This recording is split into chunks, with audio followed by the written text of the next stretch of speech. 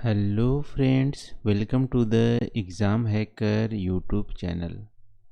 दोस्तों, आज की इस वीडियो में हम लोग लैंडस्लाइड्स के बारे में यहाँ पे डिस्कस करने वाले हैं। और लैंडस्लाइड के बारे में हम लोग करेंट अपडेट यहाँ पे डिस्कस करेंगे कि क्या क्या अभी गवर्नमेंट स्टेप उठाए हुए हैं लैंडस्लाइड को रोकने के लिए।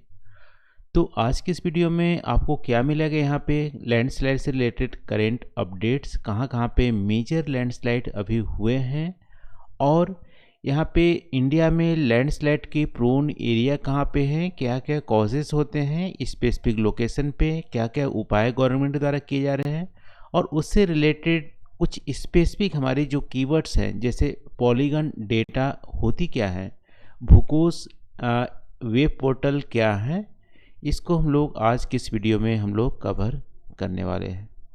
तो चलो दोस्तों, आज का वीडियो स्टार्ट करते हैं और सबसे पहले लैंडस्लाइड की बेसिक बातें करते हैं।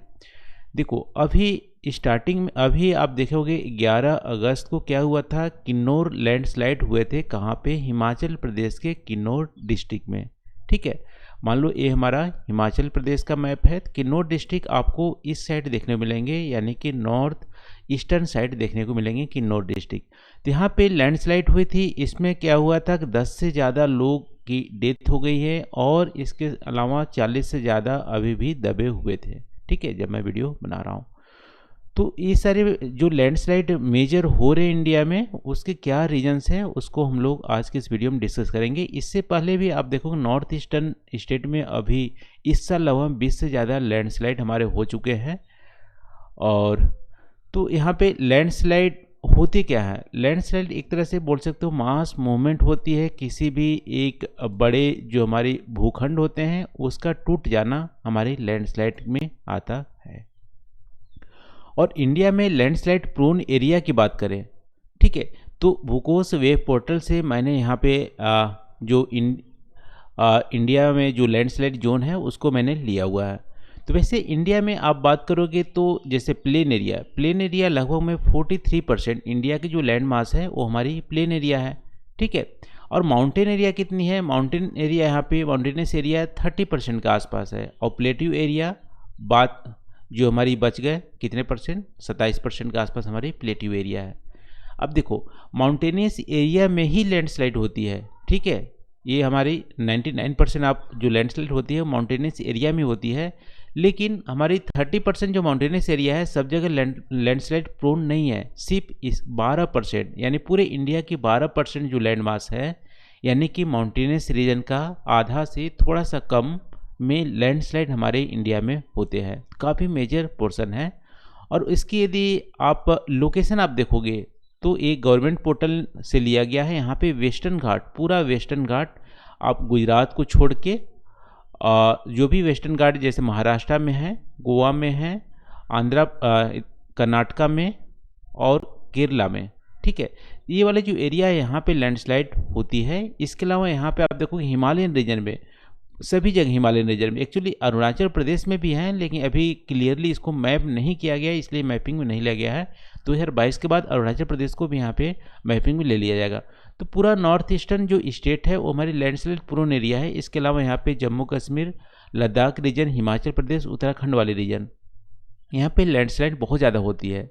और मेजॉरिटी ऑफ लैंडस्लाइड अभी फ़िलहाल आप देखोगे तो यहाँ पे हिमाचल प्रदेश और उत्तराखंड वाले एरिया में हो रही है। क्यों? क्योंकि यहाँ पे अभी हमारी डेवलपमेंट ज़्यादा हो रही है, इंफ्रास्ट्रक्चर डेवलपमेंट ज़्यादा होने की वजह से यहाँ पे लैंडस्लाइड हमारी ज़्यादा हो रही है।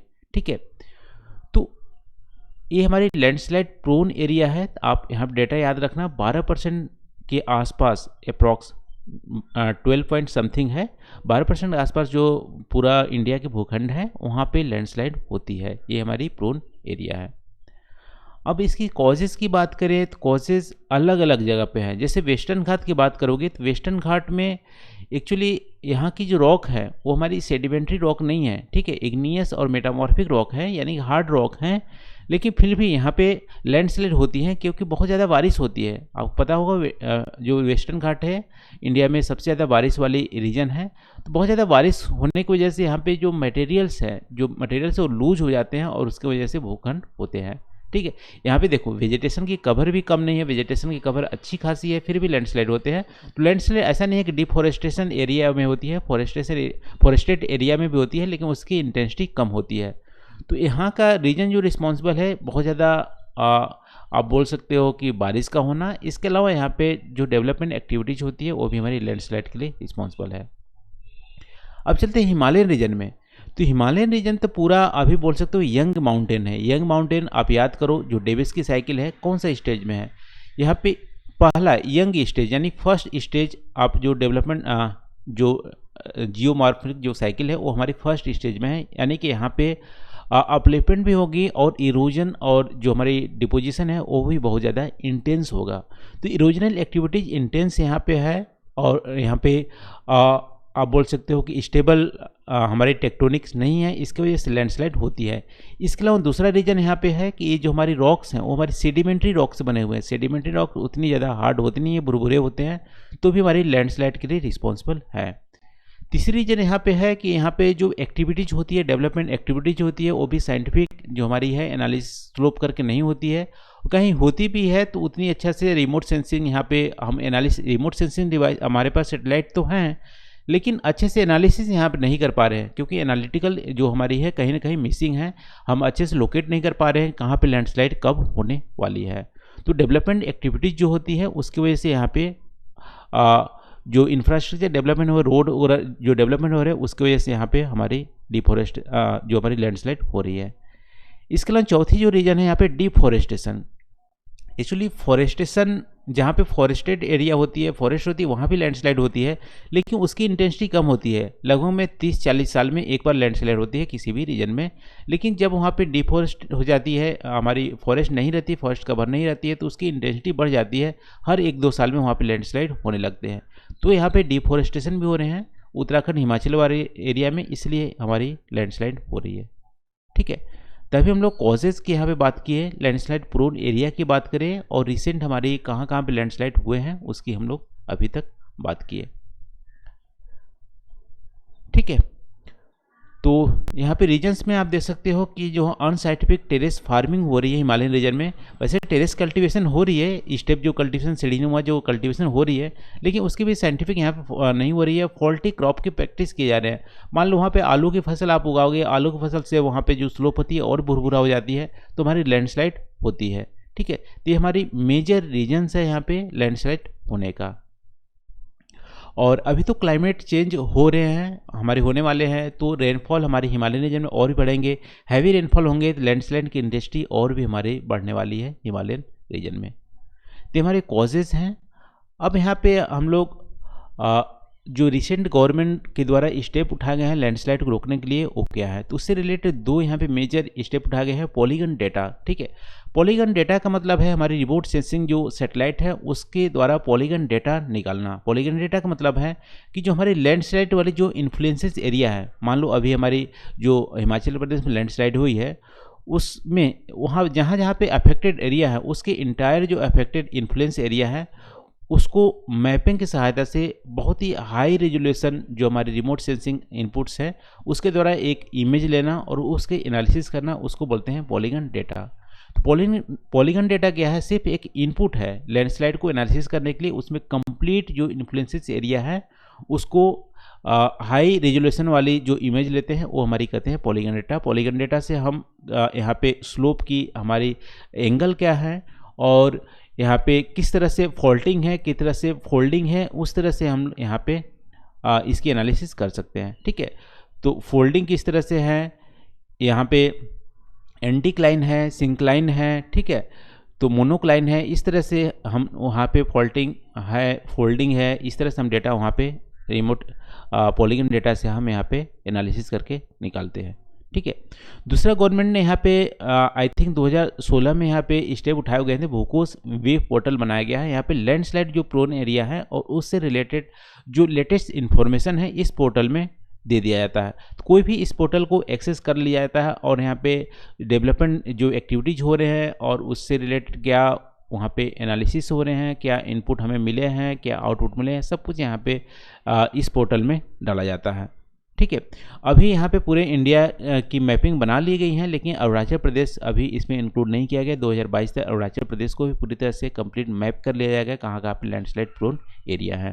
तो हमारी लेटेस्ट यहाँ पे इंफॉर्मेशन है। अब बात करते हैं लैंडस्लाइड को हम रोक कैसे सकते हैं। तो रोकने के लिए दो हमारे पास तरीके हैं। पहला तो स्ट्रक्चरल मेजर ले सकते हैं, दूसरा हमारी नॉन स्ट्रक्चरल मेजर्स ले सकते हैं। स्ट्रक्चरल मेजर्स का मतलब है यहाँ पे कि हम कुछ इंजीनियरिंग वर्क कर सकते हैं जो कि हमारी जो स्लोप है उसको हम स्टेबलाइज कर सके, ठीक है, और लैंडस्लाइड को कंट्रोल कर सके। तो हमारी जो लैंडस्लाइड यहाँ पर होने वाली है उसकी क्या इंजीनियरिंग वर्क कर दे, ऐसा इंजीनियरिंग वर्क करे कि लैंडस्लाइड हो ही ना, उसके एंगल्स को चेंज कर ले, उसके जो बेस हैं उसके हम स्टेबल कर दे। तो इस तरह से जो हमारी मेजर्स लेते हैं उसको बोलते हैं स्ट्रक्चरल मेजर्स। इसमें हम कंट्रोल करते हैं लैंडस्लाइड को। अभी फिलहाल गवर्नमेंट ने यहाँ पे जो उत्तरकाशी जो डिस्ट्रिक्ट है उत्तराखंड की, और यहाँ पे दार्जिलिंग जो डिस्ट्रिक्ट है, दार्जिलिंग डिस्ट्रिक्ट में तीनधरिया जो हमारी एरिया है वहाँ पे स्ट्रक्चरल मेजर्स लिए गए हैं लैंडफॉर्म को रोकने के लिए। तो हमारी आप लेटेस्ट एक तरह से इन्फॉर्मेशन आप देख सकते हो। नॉन स्ट्रक्चरल जो हमारे मेजर्स हैं इसमें क्या किया जाता है, सिर्फ आइडेंटिफिकेशन किए जाते हैं और लैंडस्लाइड को अवॉइड किया जा सकता है। यानी लैंडस्लाइड जहाँ पे हो रही है वहाँ पे कोई भी ऐसा बिल्डिंग्स नहीं बनाया जाए, कोई भी इंफ्रास्ट्रक्चर एक्टिविटीज़ नहीं की जाए। तो ऐसे आइडेंटिफिकेशन को बोलते हैं नॉन स्ट्रक्चरल मेजर्स। इसमें हम क्या करते हैं, मॉनिटरिंग करते हैं, वार्निंग सिस्टम वहाँ पे इंस्टॉल करते हैं। ये हमारी नैनीताल जो उत्तराखंड में है और नीलगिरी जो तमिलनाडु में है उस एरिया में अभी हमें नॉन स्ट्रक्चरल मेजर्स वहाँ पे स्टेप उठाए गए हैं लैंडस्लाइड को रोकने के लिए। तो आप देख सकते हो काफ़ी यहाँ पे गैप है, जहाँ पे लैंडस्लाइड अभी हैं हमारी जगह वहाँ पे गवर्नमेंट ने कंप्लीट यहाँ पे स्ट्रक्चरल या नॉन स्ट्रक्चरल मेजर्स नहीं लिए हैं। कहीं कहीं स्पेसिफिक एक प्रोजेक्ट बेसिस पे यहाँ पे इम्प्लीमेंट किया गया है। तो अभी हमारी गैप ज़्यादा देखने को मिल रही है, यहाँ पे स्टेप उठाने की ज़रूरत है। तो हमारी दोस्तों मेजर्स हो गए लैंडस्लाइड की। तो आज की इस वीडियो में हम लोग क्या क्या डिस्कस किए, हमारी कहाँ कहाँ पे लैंडस्लाइड मेजर्स हो रहे हैं इंडिया में, और प्रोन एरिया हमारी लैंडस्लाइड की कहाँ कहाँ पे है, और पॉलीगन डेटा क्या होते हैं, भूगोस वेब पोर्टल क्या है, क्या क्या हम स्टेप ले सकते हैं मिटिगेशन के लिए लैंडस्लाइड को। तो आज के लिए बस इतना ही। Thank you for watching. I hope यहाँ पे वीडियो आपको अच्छी लगेगी। प्लीज़ कमेंट करके आप जरूर बताना वीडियो कैसी लगी। तो आज के लिए बस इतना ही। Thank you for watching. मिलते हैं अगले वीडियो में नए टॉपिक के साथ। Thank you.